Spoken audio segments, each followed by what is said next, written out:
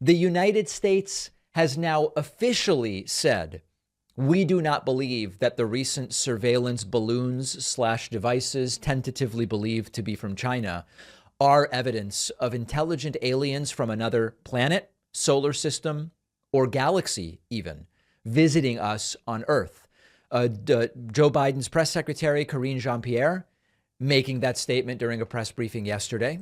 We addressed this from the White House. I know there have been questions and concerns about this, but there is no indication of aliens or extraterrestrial activity with these recent takedowns. Again, there is no indication of aliens or terrestrial activity. It's funny because the press corps laughs, but just look online. There are endless gobs of people convinced that this is a cover-up of extraterrestrial encounters. With these recent takedowns, wanted to make sure that the American people knew that, all of you knew that, and it was important for us to say that from here because we've been Sure, Karine, that's just what you would say if you wanted to cover it up. Hearing a lot about it. I'm not. Would you tell us? I'm just, I loved E.T., the movie, but I'm just going to leave it there. All right. Then National Security Council's John Kirby also reiterated this and said, these are not aliens. It's not aliens, folks. The top officials at the Pentagon, when asked explicitly if they were ruling out any kind of extraterrestrial presence, said they weren't ruling anything out. And yet at the beginning of today's briefing, albeit with her usual winning smile, Ms. Jean-Pierre seemed to rule out any extraterrestrial activity. I don't think the American people need to worry about aliens with respect to these craft, period. I don't think there's any... Now, you heard what he said, right? I don't think the American people need to worry about aliens with respect to these craft. And there are those who believe that Kirby is very narrowly answering this question and saying these are not extraterrestrial aliens. But that doesn't mean that there aren't others. Now, let's talk a little bit about aliens. This is a very interesting topic. I want to expand on what I said during my recent appearance with Anthony Pompliano when I was down in Florida. One of the appearances I did was with Anthony Pompliano, and he asked me about aliens.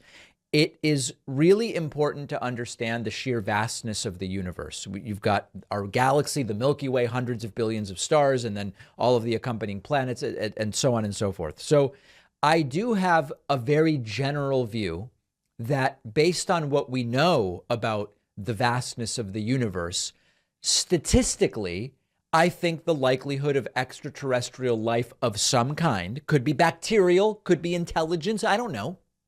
I think the odds are high. The probability of that intelligent life having already visited Earth, I believe, is extraordinarily low. And the sort of math of it is as follows. You look at the number of stars in the universe, it's astronomical, 100 billion in our own Milky Way alone. With that number of stars, it is likely that at least some planets would be capable of supporting life. So the conditions, at least theoretically for life, are probably not that rare if you look at all of the planets that there are. You then say, okay, well, on some fraction of those that could support life, it doesn't seem super unlikely, even if it's a small percentage, that life would develop. And so I do think that when you consider all of that and the age of the universe, 13.8 billion years old, that's a lot of time for life to have evolved on other planets as well. So I think it is likely, given the laws of physics and chemistry, which appear to be universal and all these different things, it's likely that there is life on other planets. Do I think it has reached Earth in the form of a balloon or a cylinder or, humanoid 4-foot tall aliens obsessed with anal probes? It must be, proctology must be big on other planets. I don't know.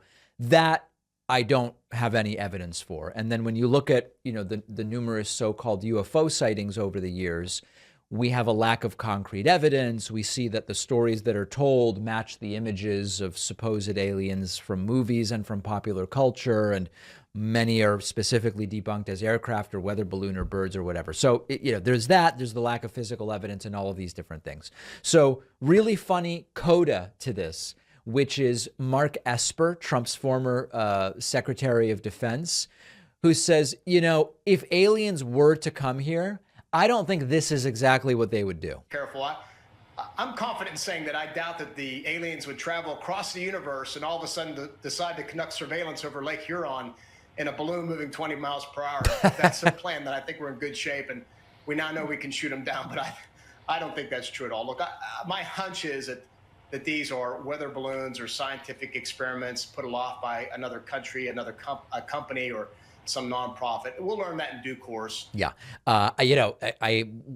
It makes sense. Esper is not a guy that I found super interesting as an elected official or whatever, but I do think this is a good point. And it's similar to, if the aliens really were making contact, I don't know that their priority would necessarily be anal probes. And so it's sort of weird that that's a big part of a lot of the stories that are told.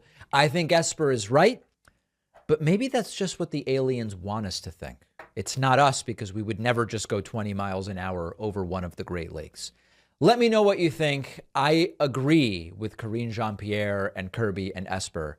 I do not believe this is evidence of alien contact.